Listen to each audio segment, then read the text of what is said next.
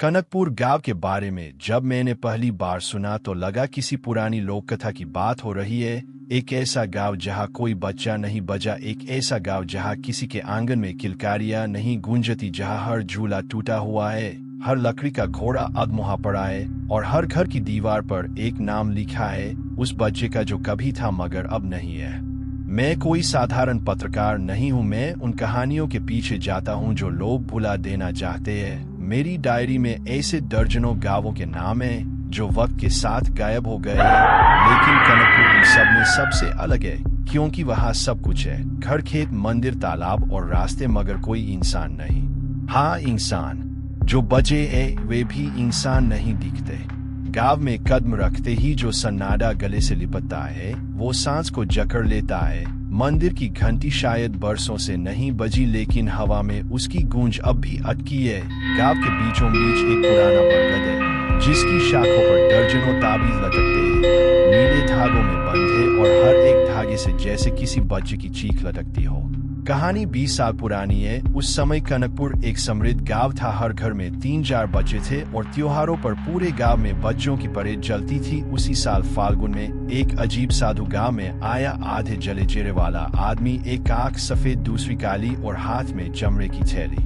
उसने मंदिर के बाहर अपना डेरा डाला और बिना मांगे हर उस घर में गया जहाँ कोई औरत गर्भवती थी। हर बार उसने एक नीले रंग का ताबीज दिया और कहा, इसे बांध दो, ये बालक की रक्षा करेगा।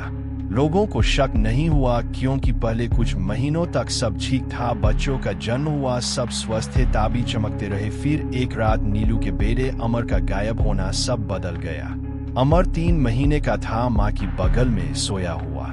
सुबह उसका तकिया भी नहीं मिला, सिर्फ एक बात रह गई थी, ताबीज जिसमें अब नीला रंग नहीं था बल्कि गाढ़ा लाल। गांव में अफवाहें फैली लेकिन किसी ने साधु को दोष नहीं दिया क्योंकि उसने तो बचाने के लिए ताबीज दिया था। मगर फिर वही हुआ, शांति के बेटे के साथ फिर बिमला की बेटी और फिर राधा के जुड़वा बच्चे। हर बार वही पैटर्न, बच्चा सोते हुए गायब, ताबीज खून से भीगा हुआ। गांव के लोगों ने साधु से सवाल पूछे, उसने मुस्कुराकर बस इतना कहा, बचाना सबके भाग्य में नहीं होता। फिर अचानक वो गायब हो गया। कहा जाता है मंदिर की सीढ़ियों पर उसका खून पड़ा हुआ था मगर उसका शरीर नहीं। गांव वालों ने ताबीजों को जला दिया मगर रातों में उन ताबीजों की गंध अभी हवाओं में तैरती थी। गांव में बच्चे होने बंद हो गए, या यूं कहें कि कोई औरत अब गर्भवती नहीं होती। कुछ ने गांव छोड़ दिया लेकिन जो रुके वे भी बचे नहीं। मैं जब कनकपुर पहुंचा तो सिर्फ बूढ़े थे वे जिनकी आंखें अब भी उस साधु की झलक देखती थी। उनमें से एक बूढ़ी औरत ने मुझे मंदिर के पीछे बने उस कक्ष में ले जाया जहां साधु रहा करता था। मिट्टी की दीवार पर नाखूनों से खींचे गए निशान थे और एक शब्द, ताबीज। उसने कहा, अगर वो ताबीज फिर कभी दिखे तो मत छूना, मत बांधना, क्योंकि अब वो रक्षा नहीं करते, अब वो खाना सीख चुके हैं और उन्हें भूख हर तीसरे पूर्णिमा को लगती है। कनकपुर की वीरानी के बीच उस दिन कुछ बदला जब एक मोटी जीप गांव की टूटी सड़क पर धूल उड़ाते हुए पहुंची। गाड़ी से उतरी एक अधेड़ उम्र की औरत जिसका चेहरा शहर की औरतों जैसा था पर आंखों में थकावट कुछ और ही कहती थी। उसके साथ एक बच्चा भी था, 8 साल का, नाम था ईशान। उस औरत का नाम था अंजलि। गांव में उसका मायका था और अब जब शेर में पति की मौत और कोर्ट कचहरी के बाद जेल नहीं मिला तो वह कुछ महीनों की शांति के लिए अपने पुरखों के घर लौट आई। लेकिन यह गांव अब वैसा नहीं था जैसा उसने छोड़ा था। मंदिर की दीवारें काली पड़ चुकी थीं और हर दरवाजा जैसे उसे देखकर सिसकता था।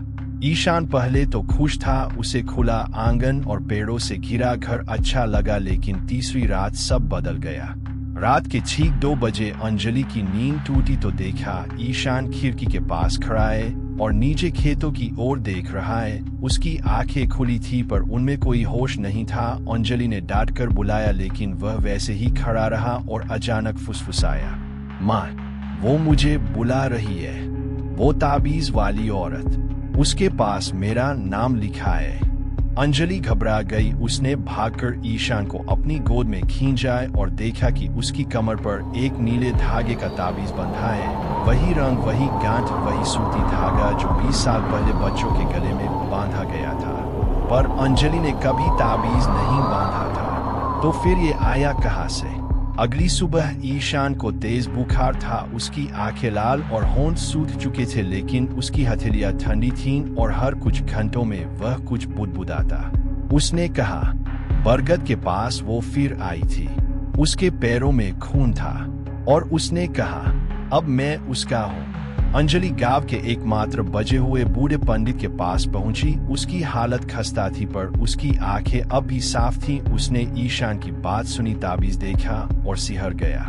उसने कहा, इस ताबीज में अब देवी नहीं, कोई भूती आत्मा है जो तादे शरीर में घुसती है, और बच्चे उसके सबसे आसान रास्ते हैं। अंजलि को विश्वास नहीं हुआ।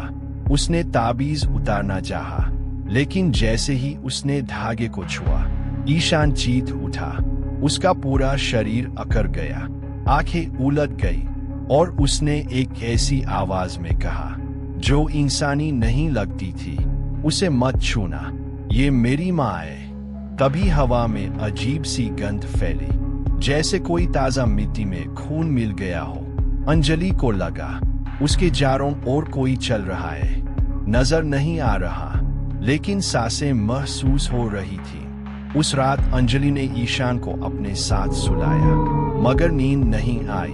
हर कुछ देर में ईशान उठता, कुछ बड़बड़ाता और उसके गले से ताबीज से धीमी सी भनभनाहट निकलती, जैसे कोई सांप रेंग रहा हो। अगली सुबह गांव के एक और वीरान घर की दीवार पर खून से एक नया नाम लिखा गया था, ईशान। पर ईशान अभी जिंदा था, या शायद अब वह ईशान नहीं रहा था। ईशान अब वही बच्चा नहीं था जो अंजलि अपने साथ शेर से लाई थी। उसका चेहरा वैसा ही था, लेकिन उसमें कुछ और भी था। उसकी चाल धीमी हो गई थी, मगर उसके पैर कहीं भी मिट्टी को नहीं छूते थे, जैसे वो जमीन पर नहीं बल्कि उसके ऊपर चल रहा हो। उसकी आंखें अब सीधे देखने के बजाय ऊपर आसमान को घूरती थीं, और सबसे डरावनी बात ये कि उसके पीछे चलते हुए नीले ताबीज की गांठ से अब हर वक्त एक धीमी सी फुसफुसाहट आती थी। अंजलि को यकीन हो गया था कि जो कुछ भी इस ताबीज के साथ जुड़ा है वह इंसानी समझ से बाहर है, लेकिन अब बहुत देर हो चुकी थी। गांव के दो और बंद घरों के दरवाजे रात में अपने आप खुले और सुबह उनकी दीवारों पर खून से दो नाम और उभर आए, शालू, आकाश। ये दोनों नाम गांव में कभी पैदा नहीं हुए थे। ये नाम अंजलि के मरे हुए जुड़वा बच्चों के थे, जिन्हें उसने सालों पहले शहर में जन्म देने के पहले ही खो दिया था। उस रात जब अंजलि ने नींद से चौंककर आंख खोली तो पाया कि ईशान बिस्तर पर नहीं था। खिड़की खुली थी और बाहर दूर बरगद के पेड़ के नीचे कोई नीली रोशनी चमक रही थी। वो भागी चीखती हुई वहां पहुंची तो देखा ईशान मंदिर की पुरानी टूटी हुई चौखट पर बैठा है। उसकी आंखें बंद थीं और चारों ओर नीले धागों से बनी आकृतियां जमीन पर खींची गई थीं। एक बूढ़ी छाया उसके सामने खड़ी थी, आधा चेहरा जल चुका था, हाथ में चमड़े की थैली थी और वह वही ताबीज बांध रही थी, बिल्कुल वैसे ही जैसे 20 साल पहले साधु बांधता था। छाया ने बिना देखे कहा, तू माँ है, मगर ये मेरा पुत्र है, क्योंकि तूने इसे मेरे ताबीज से बचाया नहीं बल्कि मेरे पास पहुंचा दिया। अंजलि चीखी, तू कौन है? क्या चाहिए तुझे? मेरे बच्चे को छोड़ दे। उस छाया ने धीरे से थैली से एक ताबीज निकाला और कहा, ये भूख है, देवी का वरदान था, मगर इंसानों ने उसे श्राप बना दिया। हर बच्चा जो इस ताबीज को पहनता है उसका शरीर मेरी देवी को समर्पित हो जाता है और उसकी आत्मा किसी नए शरीर की तलाश में निकलती है। ईशान उठ खड़ा हुआ, उसकी आंखों में अब कोई पहचान नहीं थी। उसने कहा, माँ, मैं अब तेरा नहीं हूँ, मुझे इन सब की जरूरत है, मेरे अंदर भूख है जो बंद नहीं होती। अंजलि ने दौड़कर ईशान को गले लगाया। उसका शरीर बर्फ जैसा ठंडा था, लेकिन उसने अपने कलेजे से कसकर भींच लिया और चिल्लाई, अगर तुझे चाहिए तो मुझे ले ले, मेरा बेटा लौटा दे। उस पर नीली रोशनी बुझ गई, बरगद की टहनी चटक गई, मंदिर की टूटी घंटी पहली बार बजी और हवा में बच्चों की चीखें उभर कर शून्य में घुल गई। सुबह मंदिर की सीढ़ियों पर बस एक महिला की लाश मिली, अंजलि की, लेकिन उसके चेहरे पर मुस्कुराहट थी। और ईशान, वो मंदिर के सामने बैठा था, सामान्य बच्चे की तरह। उसकी कमर पर ताबीज नहीं था और वो सिर्फ माँ माँ पुकार रहा था। गांव में अब फिर से जेल फिल्म होने लगी। लोग लौने, बच्चे पैदा होने लगे। लेकिन हर साल फाल्गुन की उस रात, जब हवा में गंध कुछ भारी हो जाती है और मंदिर की घंटी अपने आप बजती है, लोग अपने बच्चों की कमर पर सफेद कपड़ा बांधते हैं। ताबीज नहीं, सिर्फ एक निशानी कि अब भी कोई भूख सो रही है, बस जागी नहीं है।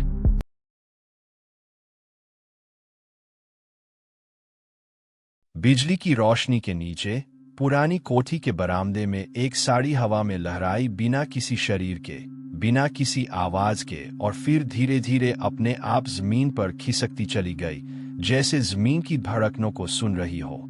यह घटना गांव चंदनपुर की उस हवेली की है जिसे लोग अब थापर कोठी कहते हैं। एक समय था जब यहाँ शहनाइयां गूंजा करती थी, पर अब यहाँ सिर्फ खामोशी का साया रहता था। और उस खामोशी में कभी कभी लाल रंग की एक साड़ी खिड़की से बाहर देखती थी। कहानी शुरू होती है उस दिन जब आरती, एक फैशन रिसर्चर, थापर कोठी की ओर आई।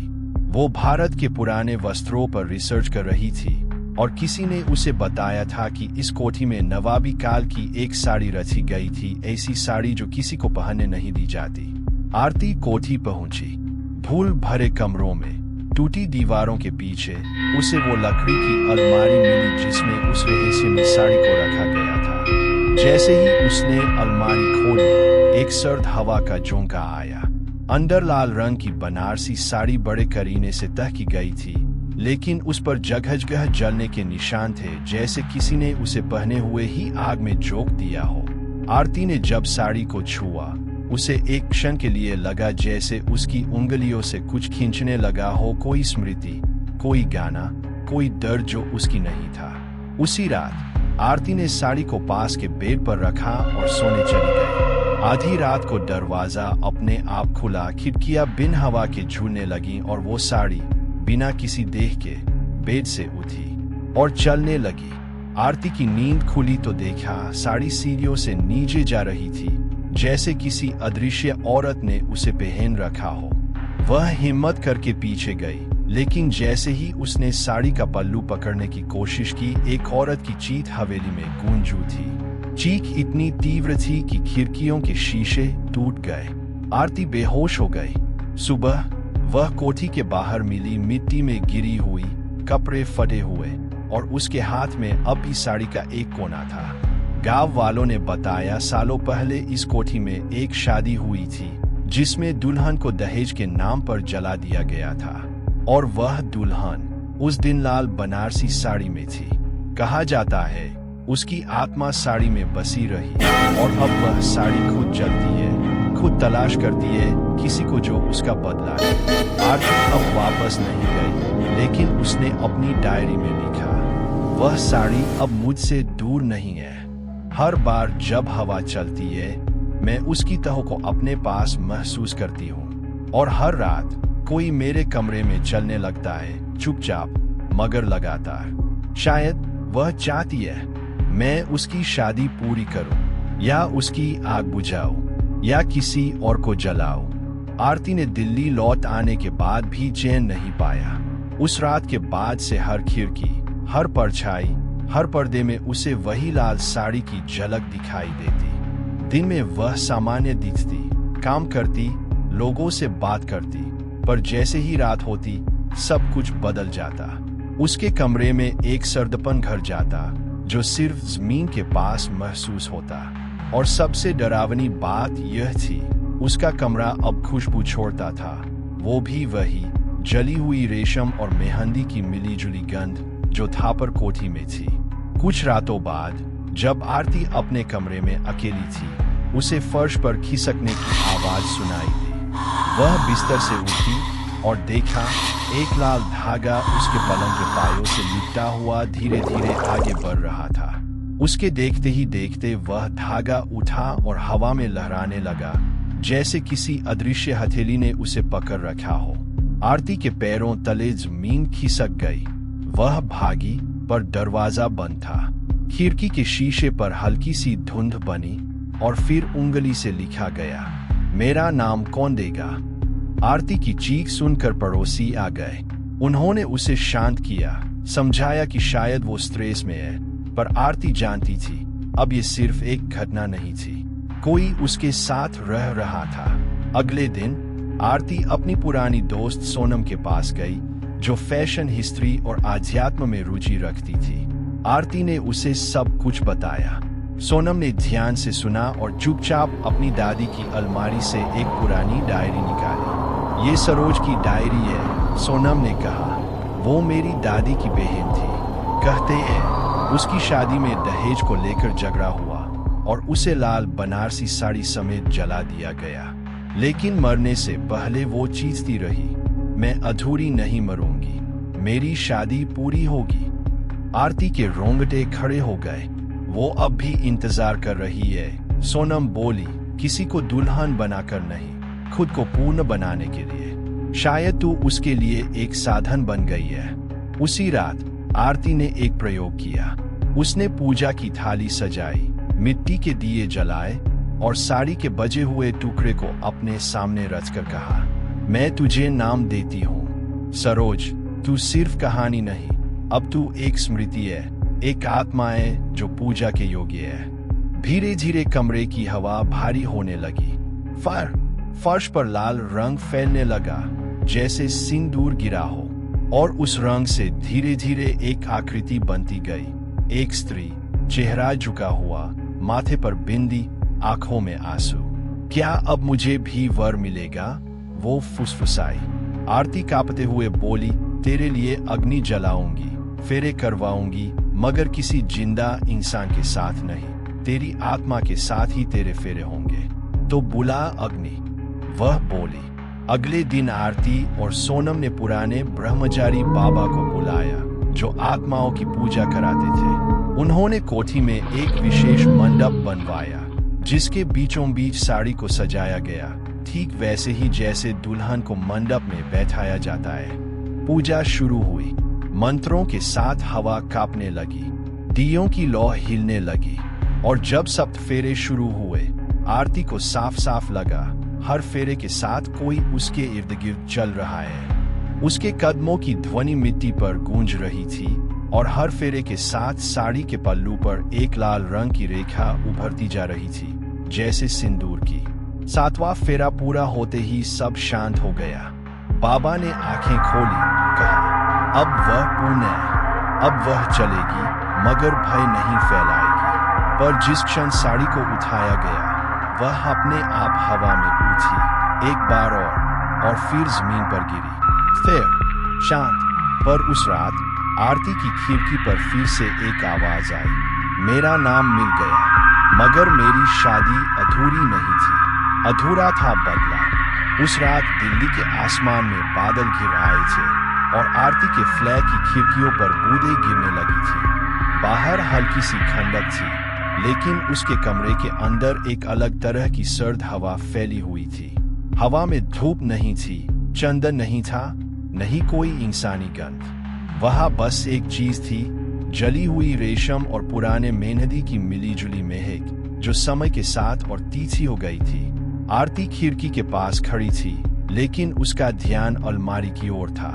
वहां साड़ी अब भी टंगी थी, बिल्कुल स्थिर, लेकिन उसके पास की दीवार पर एक अजीब सी परछाई रोज गहरी होती जा रही थी, मानो कोई खड़ा हो। उसे नींद नहीं आ रही थी। उसके मन में सरोज की आंखें घूम रही थी, वे आंखें जो तस्वीर में अधजली रह गई थी, लेकिन अब हर रात उसकी आंखों में उतर जाती थी। सोनम के साथ बात करने के बाद उसने सरोज की पुरानी डायरी को फिर से पढ़ा। हर पन्ने में दर्द था, घुटन थी, और सबसे ज्यादा अपूर्णता। उसकी शादी, उसका नाम, उसका जीवन, सब कुछ बीच में टूट गया था। वह न दुल्हन बन सकी, न मृतका। एक अधूरी कथा जो जलते मंडप में फंस गई थी। आरती ने वह पोस्ट उस रात लिखी थी, जिसमें सरोज की तस्वीर, उसकी कहानी और साड़ी की भयावह यात्रा का उल्लेख था। उसने नाम नहीं लिखा, लेकिन संकेत स्पष्ट थे। पोस्ट सुबह तक वायरल हो चुकी थी। कई लोगों ने इसे पढ़ा, साझा किया, कुछ ने सहानुभूति जताई तो कुछ ने सच्चाई पर शक किया। लेकिन सरोज की आत्मा को शायद यही चाहिए था, उसका नाम, उसकी पीड़ा, उसकी कहानी दुनिया जान ले। पर जैसे ही सूरज चढ़ा वैसे ही आरती के घर का माहौल बदल गया। दीवारों से आवाजें आने लगी, जैसे किसी ने सीढ़ियों पर भारी कंगनों के साथ चलना शुरू किया हो। और फिर अलमारी अपने आप खुल गई, साड़ी हवा में उछी, उसका पल्लू जमीन पर लहराया और वह एक अदृश्य शरीर पर चढ़ गया।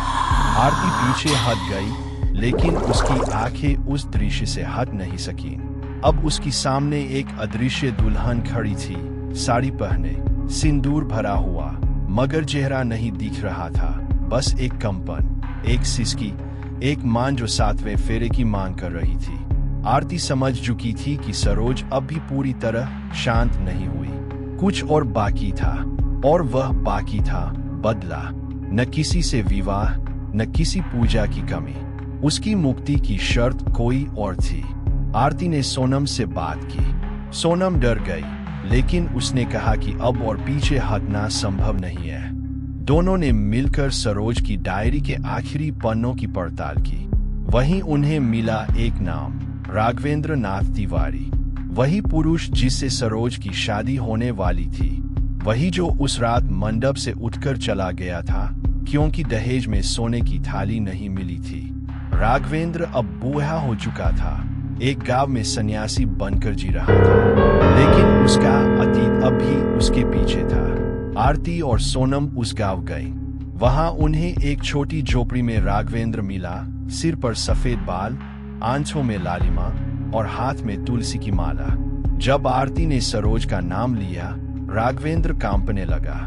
उसने स्वीकार किया कि वह उस रात मंडप छोड़कर चला गया था, लेकिन वह नहीं जानता था कि इसके बाद सरोज को जिंदा जला दिया जाएगा।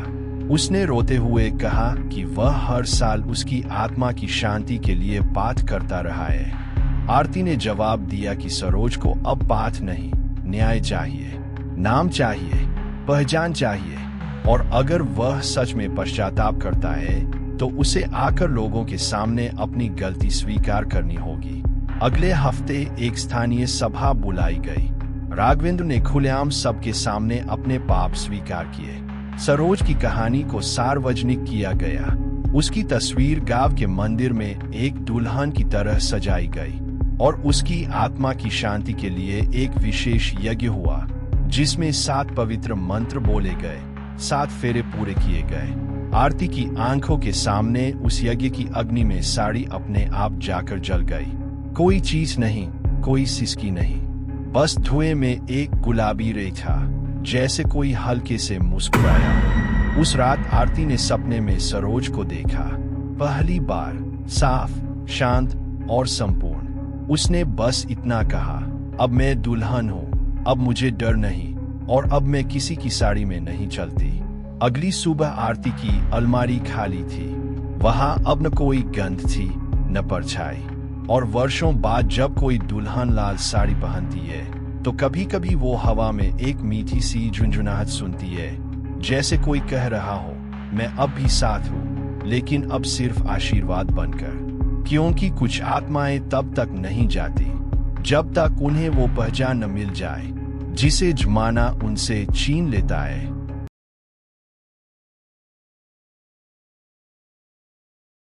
गांव बिछूर के दक्षिणी छोर पर एक पुराना शिव मंदिर था, जिसके बारे में लोग कहते थे कि वो जितना बाहर से शांत दिखता है, अंदर से उतना ही जिंदा है। वहां की मिट्टी में अगर कान लगाओ तो दूर से कोई घंटियों की धीमी आवाज अब भी आती है, जैसे कोई अनदेखा हाथ रोज आरती कर रहा हो और हर अमावस की रात उस मंदिर की ज्योति खुद ब खुद जल जाती है।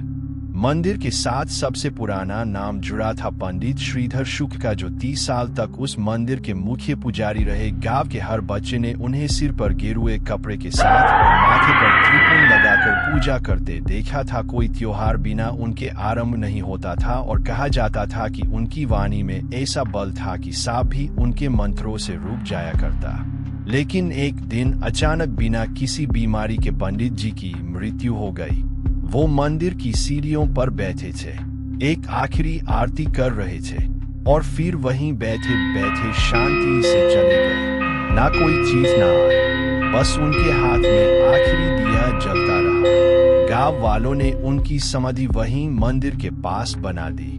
लोगों ने सोचा अब सब सामान्य हो जाएगा, पर असली कहानी तो यहीं से शुरू हुई। मृत्यु के 3 दिन बाद मंदिर से रोज सुबह आरती की आवाज आने लगी। सबने समझा कोई नया पुजारी आ गया है, लेकिन जब देखने गए तो मंदिर खाली मिला।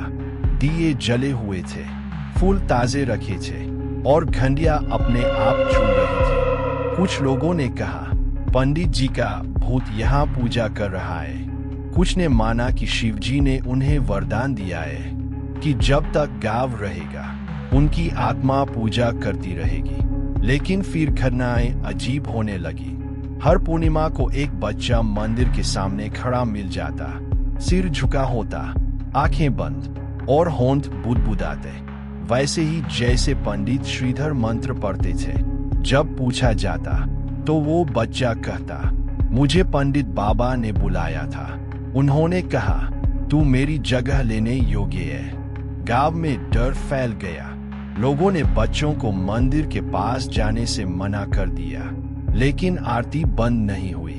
हर रात, हर सुबह वैसे ही आरती, वैसे ही गंध, वैसे ही मंत्र। एक बार एक नवयुवक गांव में आया, नाम था अर्जुन। उसने कहा मैं तांत्रिक विद्या जानता हूँ, मैं इस आत्मा को मुक्त करूंगा। अर्जुन ने अमावस की रात मंदिर में प्रवेश किया।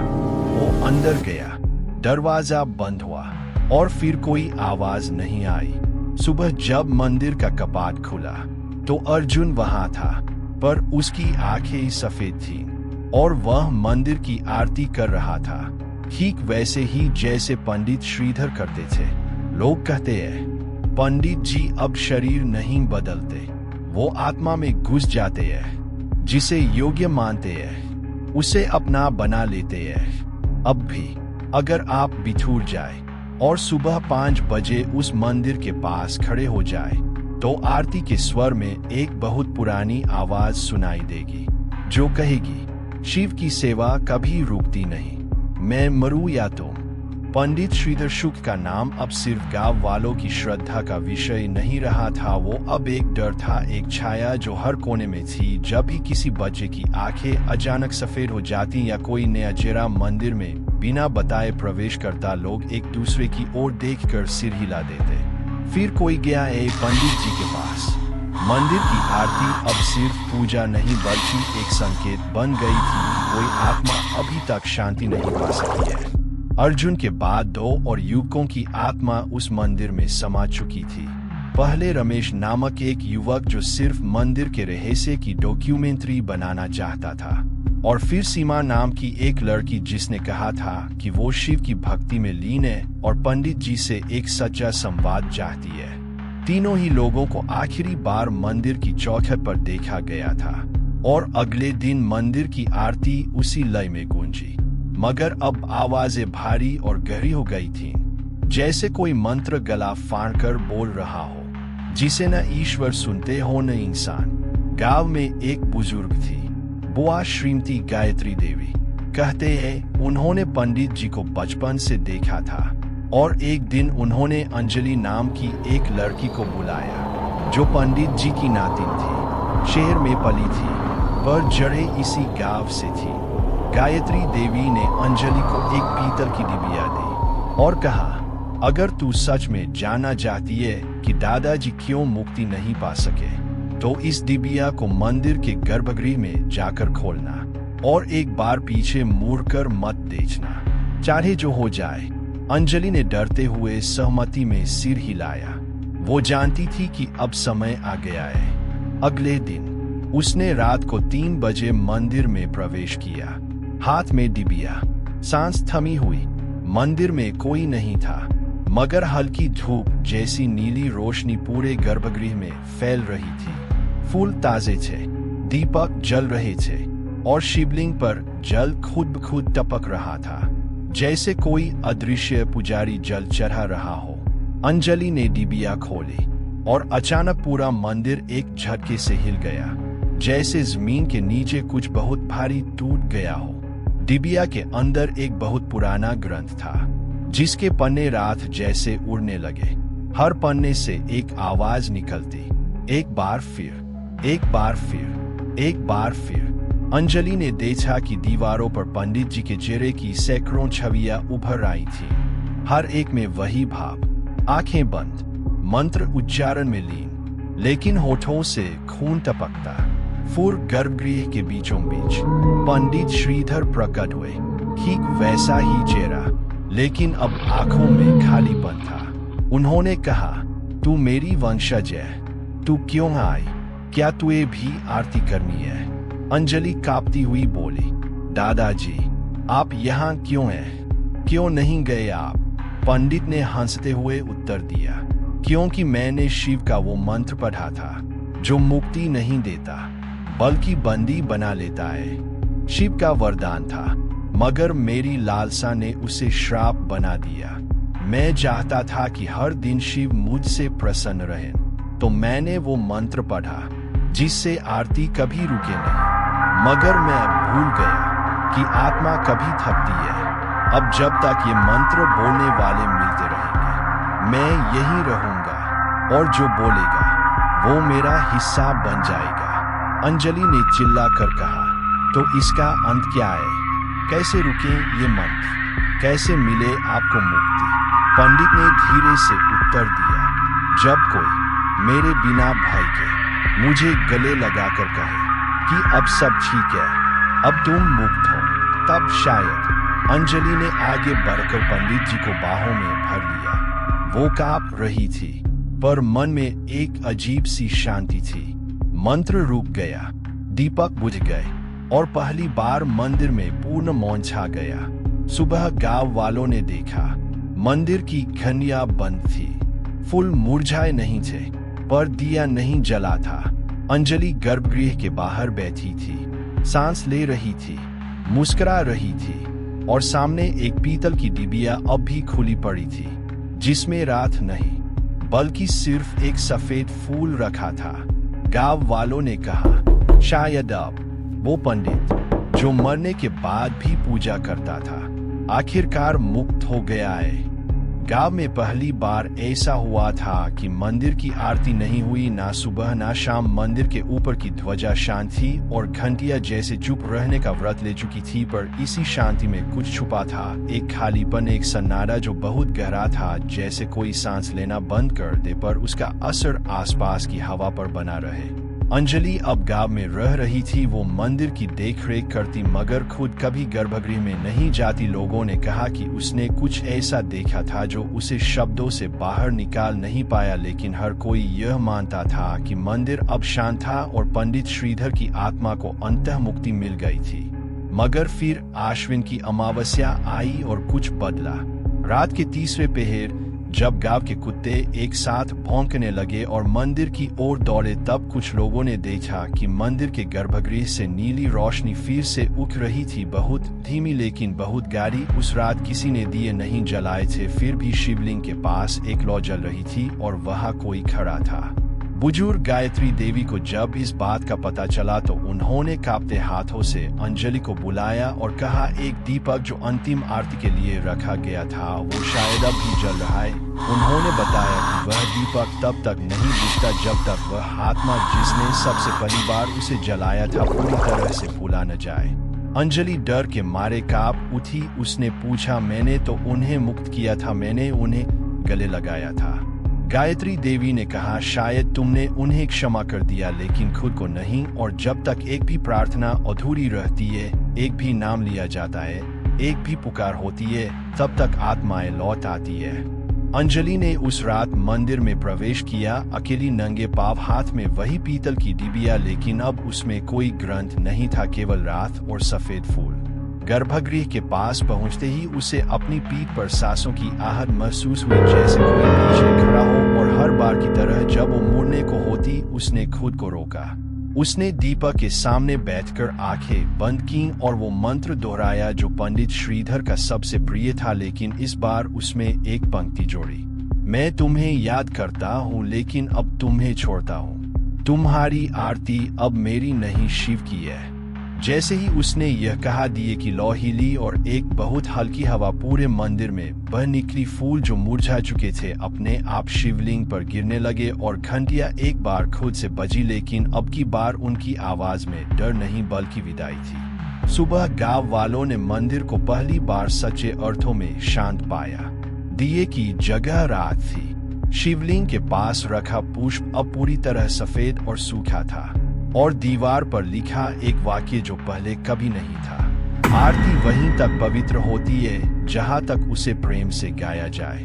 लोगों ने कहा, अब पंडित श्रीधर नहीं लौटेंगे क्योंकि अंतिम दीपक बुझ गया है, क्योंकि आरती का वह स्वर अब स्मृति बन गया है और जो भी अब मंदिर में आता है उसे बस एक ही चीज सुनाई देती है, एक मौन जो पूजा से भी अधिक पवित्र है।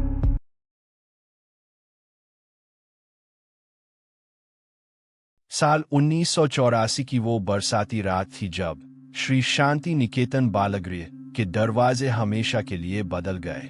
यह अनाथालय शहर से काफी दूर एक छोटी सी पहाड़ी पर बना था, जहां सिर्फ बारिश की बूंदों और बच्चों की प्रार्थनाओं की आवाज सुनाई देती थी। वहां कुल 23 बच्चे रहते थे और उनकी देखभाल करने वाली थी माँ वसुधा, एक सन्यासी महिला जो खुद कभी माँ नहीं बन सकी थी। हर रात 8 बजे बालगृह में भजन होता था। बच्चे कतार में बैठकर आंखें बंद करते और प्रार्थना करते, हे प्रभु, हमें माँ का स्पर्श दो, पिता की छाया दो। ये स्वर इतने मासूम होते कि हवा भी रुक जाती थी। पर उस रात कुछ बदला। भजन खत्म हो चुका था, लेकिन किसी को जाने क्यों लगा कि आवाजें अब भी आ रही है। माँ वसुधा ने लाइटें बंद की, बच्चों को सुलाया, पर जब आधी रात को अचानक बिजली गई और दूर कहीं घंटियां बजने लगी, तब किसी ने एक दरवाजा देखा जो पहले कभी नहीं था। वो दरवाजा प्रार्थना कक्ष के पिछली दीवार पर उभरा था, जैसे नमी ने उसकी रेखाएं खींच दी हो। लकड़ी सड़ी हुई, ताले पर जंग, लेकिन वो दरवाजा थोड़ा खुला था और अंदर से वही भजन, वही स्वर, लेकिन अलगसा, जैसे कोई बच्चा अकेले गा रहा हो, बिना रुके, बिना थके। माँ वसुधा ने जब सुबह वहां झांका तो कुछ नहीं था, बस एक ठंडी हवा और एक सफेद दुपट्टा, जैसे किसी छोटे बच्चे की चुनर हो। उन्होंने उसे अलमारी में रख दिया। पर उस दिन के बाद सब कुछ बदल गया। अब भजन की आवाजें रात 2 बजे भी आती। कभी कोई दरवाजा अपने आप खुलता तो कभी किसी बच्चे की आंख खुल जाती और वो कहता, माँ, कौन गा रहा है? एक बार एक बच्ची राधिका ने कहा, वो दीदी रोज आती है जो दुपट्टा ओढ़े रहती है।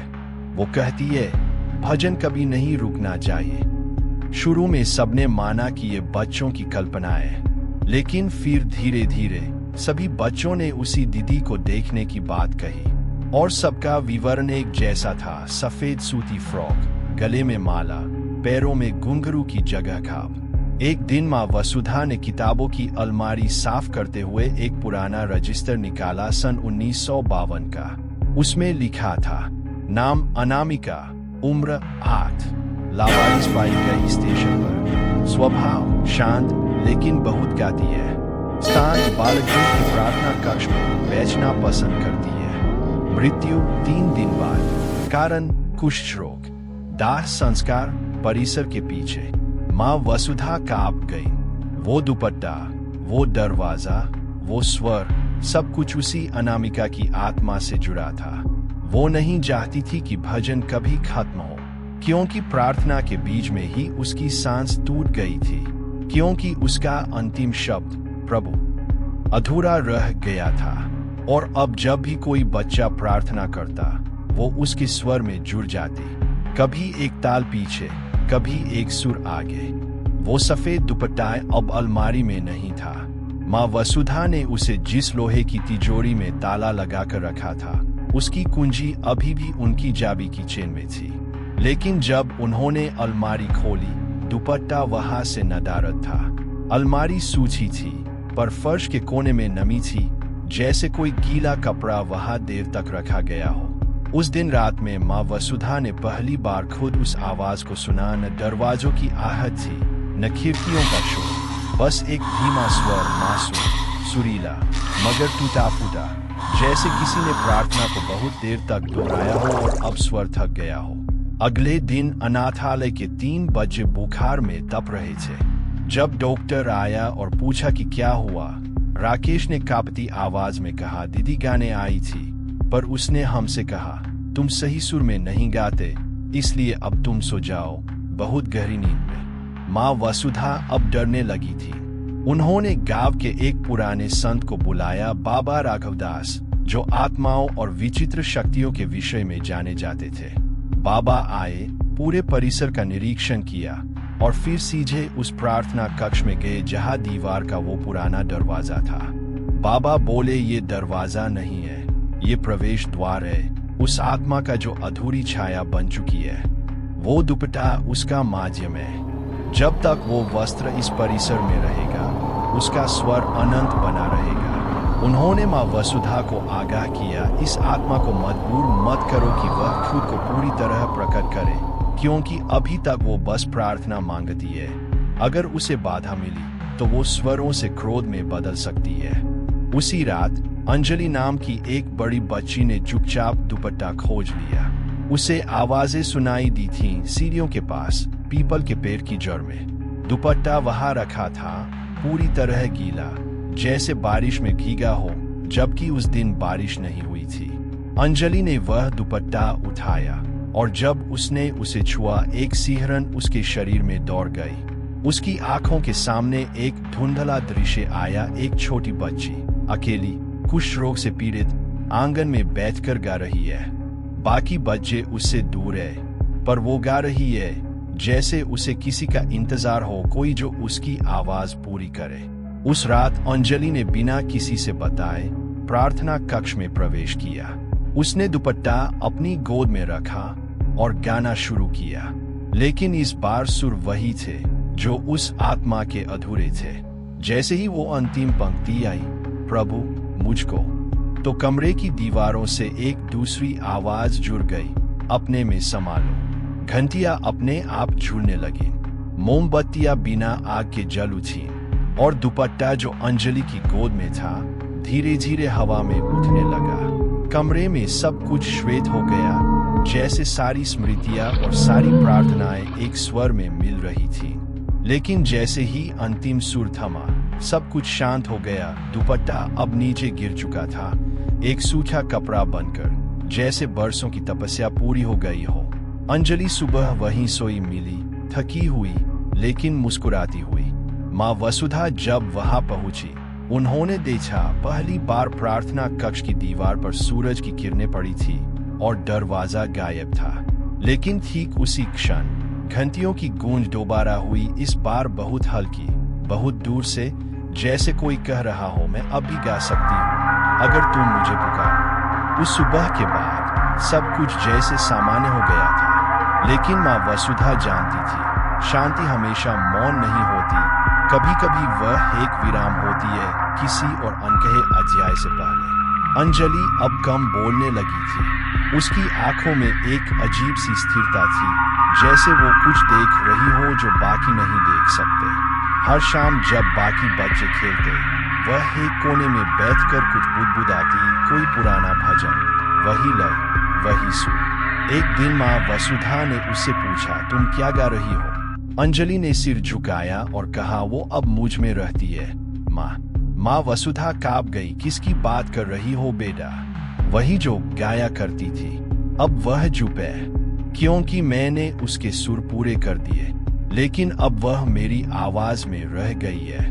उस रात अनाथालय की दीवारों पर फिर से सीलन उगाई, वही पुरानी दरारें, वही घिसी हुई लकड़ी की खुशबू। माँ वसुधा को लगा दरवाजा वापस आ गया है, वो जो पिछली दीवार पर उभरता था।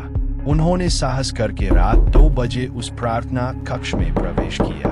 कमरा खाली था, पर जैसे हवा खुद कोई भजन गा रही थी। दीवारें कुछ कह रही थी, बहुत धीरे, बहुत पुराना सा कुछ। और तभी उन्हें कोने में अंजलि दिखी खड़ी, आंखें बंद, पर दोनों हाथ हवा में ऊपर उठे हुए, जैसे किसी अदृश्य शक्ति से जुड़ी हो। वो गा नहीं रही थी, पर उसकी आंखों से आंसू बह रहे थे, जैसे भीतर कुछ टूट रहा हो पर बाहर कुछ बन रहा हो। माँ वसुधा ने उसे पुकारा, अंजलि आओ यहाँ बेटी। पर अंजलि ने कुछ नहीं कहा। वो सिर्फ एक वाक्य दोहराती रही, मुझे मेरी पूजा पूरी करनी है, मुझे मेरी पूजा पूरी करनी है। बार बार, इतने धीरे कि माँ वसुधा को लगा जैसे कोई और बोल रहा है, अंजलि की आवाज। और फिर अचानक दीवार फटी, जैसे समय की परत खुल गई। एक कमरा प्रकट हुआ, बहुत पुराना, लकड़ी की जर्जर बेंचे, एक टूटी माला और बीच में एक छोटी समाधि मिट्टी से बनी, सूची, और उस पर वही सफेद दुपट्टा रखा था। वही नीचे लिखा था, यहाँ अनामिका सोती है, जिसकी अंतिम प्रार्थना अधूरी रही। माँ वसुधा के घुटने जवाब दे गए। उन्हें अब याद आया, सालों पहले अनाथालय के पुराने रजिस्टर में एक पन्ना और था, जिसे उन्होंने नजरअंदाज कर दिया था। उसमें लिखा था, अगर कोई बच्चा उसके सुर पूरे कर दे तो वह आत्मा उस देह में समा जाएगी, और तब तक नहीं जाएगी जब तक कोई उसका नाम न ले, उस आत्मा का नाम जो उसे कभी नहीं मिला। माँ वसुधा भागती हुई अपने कमरे में आई, रजिस्टर खोजा और वो नाम लिखा, अनामिका। उसी पल बिजली कड़क उठी, प्रार्थना कक्ष की सभी घंटियां बजने लगी और हवा में जैसे कोई चीख उठी, नाम नहीं, मुझे नाम मत दो। वो आत्मा अनाम रहना चाहती थी। उसकी शक्ति, उसका अस्तित्व उसी से उपजा था कि उसे कोई नाम नहीं दिया गया, क्योंकि नाम उसे बांध देता, और वो अब बांधना नहीं चाहती थी, वो फैलना चाहती थी, हर उस बच्चे की आवाज में जो अकेले गाता है। अगली सुबह अंजलि वहां नहीं थी, सिर्फ प्रार्थना कक्ष में एक नया श्लोक उकेरा गया था दीवार पर। ना कोई नाम, ना कोई देह, सिर्फ स्वर जो अधूरा था, अब हर बच्चे की सांस में है। तब से श्री शांति निकेतन बालगृह में कोई भी प्रार्थना कक्ष नहीं बनवाता। बच्चे अब मौन में ध्यान करते हैं, क्योंकि जिस दिन कोई फिर से सुर में गाने लगा, वो अनामिका फिर लौटेगी और एक और देह चुन लेगी, जहां से वो फिर गा सके अनंत तक।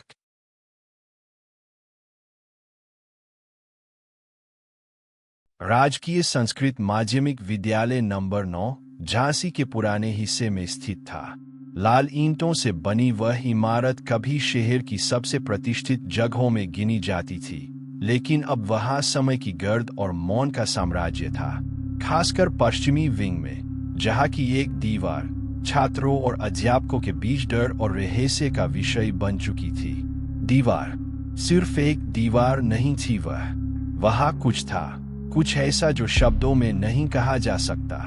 बच्चे कहते थे कि अगर कोई उस दीवार के पास अकेला खड़ा हो तो उसे दीवार के भीतर से किसी के रोने की आवाज आती है, कोई धीमी सांस, या फिर किसी बच्चे की बहुत हल्की सी हंसी।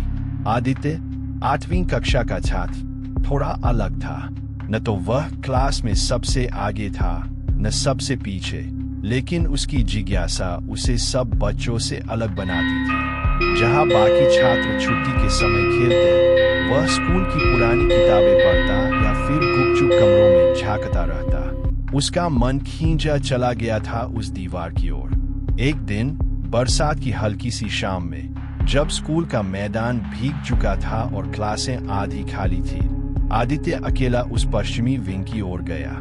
दीवार वही थी, पुरानी, सीलन भरी, और उस पर किसी ने पुराने समय में सफेद रंग से कुछ लिखा था जो अब मिट चुका था। उसने दीवार को हाथ लगाया और एकदम से उसकी उंगलियां गर्म हो गई, जैसे किसी ने दूसरी ओर से उसकी हथेली को छू लिया हो। कौन है? आदित्य ने फुसफुसाया।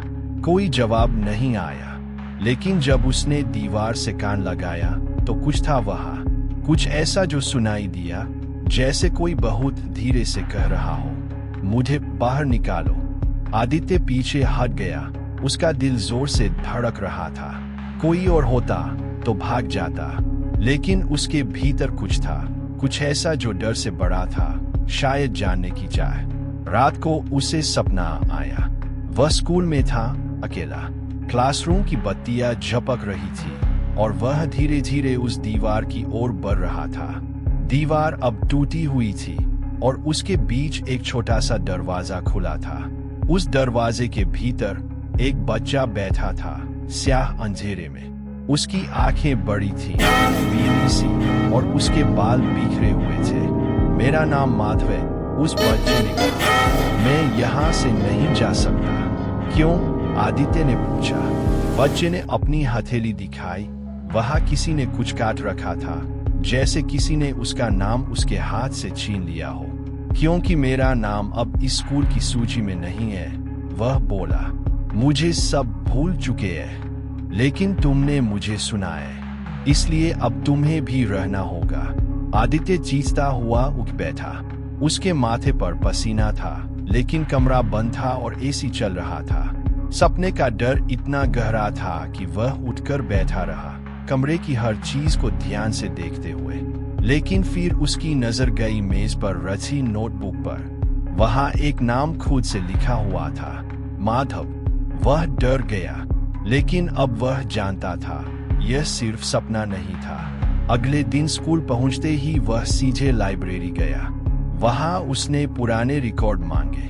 लाइब्रेरियन पहले तो झिझका, लेकिन आदित्य के जिद के आगे हार मान ली। एक धूल भरी फाइल निकाली गई। छात्रों की उपस्थिति रजिस्टर 1998-1999, और वहीं उसे वह नाम मिला, माधव शर्मा, उम्र 9, कक्षा 11वीं, अनुपस्थित दिनांक 17 नवंबर 1999 से अब तक। स्थिति लापता। उसके ठीक नीचे एक और नाम था। माधव का नाम बाद में काट दिया गया था और वहां एक लाल कलम से लिखा गया था, डिलीटेड, डू नॉट इन्वेस्टिगेट। यह क्या था? क्यों एक बच्चे का नाम रजिस्टर से मिटाया गया? क्यों अध्यापक उसके बारे में बात नहीं करते? और अगर वह मर गया था, तो उसकी आत्मा दीवार के पीछे क्यों है? और सबसे महत्वपूर्ण, क्यों उसने कहा था कि अब आदित्य को भी रहना होगा? जवाब अभी बाकी थे, लेकिन दीवार सांस ले रही थी और बच्चा अब चुप नहीं रहना चाहता था। आदित्य के भीतर डर और जिज्ञासा अब एक दूसरे से टकरा रहे थे। उसने माधव का नाम रजिस्टर में देखा था, और सबसे ज्यादा डराने वाली बात यह थी कि उस नाम को ओवरस्ती हटाया गया था। कौन करता है ऐसा? क्यों कोई एक लापता बच्चे की फाइल पर डू नॉट इन्वेस्टिगेट लिखता है? वह जानता था कि अब यह सिर्फ एक दीवार की कहानी नहीं है, यह एक कवर अप था, एक सच्चाई जिसे दफन किया गया था, और शायद अब सालों बाद वह फिर से बाहर आना चाहती थी। आदित्य ने अगली सुबह स्कूल जल्दी पहुंचना तय किया। वो कुंजी वाले चौकीदार चंद्रपाल को देखकर धीरे से बोला, चाचा, वो पुराना हॉल खोल दो ना, मैं वहां की सफाई में मदद करूंगा। चंद्रपाल ने शक भरी नजर से देखा। क्यों बेटा? उस तरफ तो कोई जाता ही नहीं। बस ऐसे ही, स्कूल का प्रोजेक्ट है, आदित्य ने झूठ खड़ा। थोड़े संकोच के बाद चंद्रपाल ने भारी भरकम लोहे की चाबी निकाली और जंग लगे दरवाजे की ओर बढ़ गया। दरवाजा जब खुला तो हवा की एक ठंडी लहर बाहर आई, जिसमें नमी और सड़े हुए फूलों जैसी गंध थी। हॉल अंधेरा था। जमीन पर पुरानी डेस्कें और टूटे फर्नीचर पड़े थे। एक कोने में लकड़ी की लंबी अलमारी बंद थी, शायद सालों से किसी ने खोली नहीं थी। लेकिन आदित्य की नजर वहीं दीवार पर गई, वही दीवार जिसके दूसरी तरफ वह था। वह धीरे धीरे उस दीवार की ओर बढ़ा। उसे फिर से वही गर्माहट महसूस हुई, और कान लगाने पर अब कुछ नहीं, बिल्कुल शून्य, सन्नाटा। लेकिन तभी छक छक छक 3 बार, जैसे कोई अंदर से खटखटा रहा हो। फिर वही आवाज, लेकिन अब साफ। आदित्य घबरा गया। पीछे हटने ही वाला था कि दीवार में से एक जगह पर अचानक पपड़ी सी गिरने लगी, जैसे वहां कोई नाम उभर रहा हो। और फिर दीवार पर पुराने खून के निशान उभरे। मैं अब भी नाम चाहता हूँ। वह भागकर बाहर निकला, दरवाजा फिर से बंद कर दिया।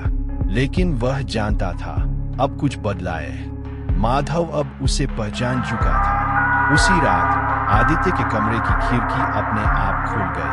हवा बंद थी, लेकिन पर्दे अपने आप लहराने लगे और टेबल पर उसकी नोटबुक अपने आप पलटती रही, एक के बाद एक पन्ने। और जब रुकी, वहां लिखा था, तू नाम वाला है, मुझे दे। नीचे हल्के रक्त से लिखा हुआ एक और वाक्य था, अगर तू नहीं देगा मैं ले लूंगा। अगली सुबह आदित्य स्कूल नहीं गया। माँ ने सोचा वह बीमार है, लेकिन वह जानता था कि उसकी आत्मा अब उसके साथ नहीं है। उसका नाम अब उसके पास नहीं बचा। अगले 3 दिन हर रात उसे सपने में माधव दिखता, वही बच्चा, पीली आंखें और टूटी आवाज में एक ही वाक्य दोहराता, मुझे मेरा नाम चाहिए, तेरा नाम अब मेरा है, तू दीवार से बाहर रह, मैं अब बाहर आना चाहता हूँ। फिर एक रात जब वह डर के मारे उठ बैठा तो देखा कि उसके कमरे में एक परछाई दीवार से निकल रही थी। वह परछाई धीरे धीरे कमरे में घूमी और उसके नाम वाले सर्टिफिकेट तक पहुंची जो दीवार पर फ्रेम में टंगी थी। और फिर फ्रेम फटा और नाम मिट गया। अब उसकी पहचान धुंधली हो गई थी। स्कूल में उसकी उपस्थिति दर्ज नहीं थी। अध्यापक उसे देखकर पूछते, तुम नए आए हो क्या? माँ ने उसका नाम पुकारा, लेकिन जैसे ही वह उत्तर देता, वह चौंक कर कहती, तुम्हारा नाम क्या था बेटा? माधव ने उसका नाम चुरा लिया था। दीवार के पीछे का बच्चा अब बाहर आ रहा था और आदित्य अब वह दीवार के पीछे फंसा था। सर्दियों की एक सुबह थी जब स्कूल की घंटी अब भी समय से पहले बज रही थी। वह घंटी अब लोगों को पढ़ाने के लिए नहीं बल्कि चेतावनी देने के लिए बजती थी, पर कोई समझ नहीं पा रहा था। स्कूल में आदित्य नाम का बच्चा अब खुलेआम घूम रहा था, पर किसी को उसका चेहरा याद नहीं रहा। हेडमास्टर भी हैरान था, ये बच्चा कौन है? लेकिन जब भी कोई रजिस्टर देखने जाता, पन्ना खाली होता या किसी और नाम से भर जाता। दीवार के पीछे जो हुआ उसका असर अब केवल आदित्य पर नहीं रहा, वह अब फैल रहा था। कमरे नंबर 4B की दीवार सांस लेने लगी थी, सचमुच सांस। हर सुबह कक्षा में बैठने से पहले एक ठंडी सी आह निकलती थी, जैसे कोई वहां पूरी रात कुछ दोहराता रहा हो, मुझे मेरा नाम चाहिए। स्कूल की नई छात्रा स्नेहा 7वीं कक्षा में आई थी। पहले दिन वह ठीक थी, लेकिन जैसे जैसे दिन गुजरे कुछ उसके साथ अजीब होने लगा। वह अक्सर दीवार की तरफ ताकती रहती और कभी कभी क्लास में बिना वजह खड़े होकर किसी को जवाब देने लगती, जैसे कोई अदृश्य अध्यापक कुछ पूछ रहा हो। एक दिन लंच टाइम में वह अकेली उस कमरे में थी। बाकी सभी बच्चे खेल के मैदान में थे। अचानक पुरानी लकड़ी की अलमारी का दरवाजा अपने आप खुला और वहां से एक पुराना स्कूल बैग गिरा। स्नेहा ने झुककर उठाया, उस पर नाम था मार्वेस। जैसे ही उसने नाम पढ़ा, दीवार पर खरोंच की आवाज आने लगी, एकदम स्पष्ट, नाम याद रखने वाले मर जाते हैं। स्नेहा भागी नहीं, उसने उल्टा बैग खोला। उसके अंदर एक टूटा हुआ नाम का टैग था और एक डायरी जिसमें सिर्फ एक ही पंक्ति हर पन्ने पर दोहराई गई थी, मुझे मेरा नाम दो। रात को वह सपना देखने लगी, दीवार टूट रही है और उसके पीछे सैकड़ों बच्चे खड़े हैं, बिना नाम के, बिना आंखों के। हर एक की सांस में खून की गंध थी और सबसे आगे आदित्य खड़ा था। वह मुस्कुराया, तुम मेरी जगह आओगी ना? सपना टूटते ही वह उठी, उसकी आंखों में खून उतर आया था। कमरे में उसकी माँ घबरा कर आई, स्नेहा। स्नेहा कौन? उसने धीरे से पूछा। माँ सिहर उठी। उसके सामने जो बच्ची खड़ी थी, उसकी आवाज में 2 सुर थे, एक लड़की की और एक गहरी फटी हुई छाया की। अगले दिन स्कूल की दीवार पर नई खरोंचें थीं। किसी ने खून से लिखा था, नाम बदल गया है, अब मैं स्नेहा हूँ। और क्लास 4B का कोना जहाँ स्नेहा बैठती थी, वहाँ एक पुरानी कुर्सी अब अपने आप हिलती थी, बिना किसी हवा के, बिना किसी वजह के। चंद्रपाल, वह पुराना चौकीदार, एक रात अकेले स्कूल की रखवाली कर रहा था। उसे दरवाजों के अपने आप खुलने की आदत पड़ चुकी थी, पर उस रात उसे कुछ अलग सुनाई दिया। एक बच्चा हंस रहा था और फिर कहता है, अब ये दीवार मुझे नहीं रोकती। जब चंद्रपाल उस कमरे तक पहुंचा तो दीवार पर एक खून से लिखा दस्तावेज टंगा हुआ था। मैं अब बाहर हूँ, मेरा नाम अब सबका है। उस दिन के बाद स्कूल बंद हो गया। शिक्षा विभाग ने संरचनात्मक असुरक्षा कहकर स्कूल को ताला मार दिया, पर सच्चाई यह थी कि कोई भी उस दीवार के पास नहीं जाना चाहता था। कुछ साल बाद एक नई इमारत उस जगह बनी। अब वहाँ एक बच्चों की लाइब्रेरी थी, जहाँ किताबें बिना हाथ लगाए गिरती थी और बच्चों को अपने नाम याद नहीं रहते थे। और दीवार, वह अब भी वहाँ थी, सिर्फ नए रंग से ढकी हुई। पर हर रात कोई उसमें से धीमे से खटखटाता है, तेरा नाम क्या है?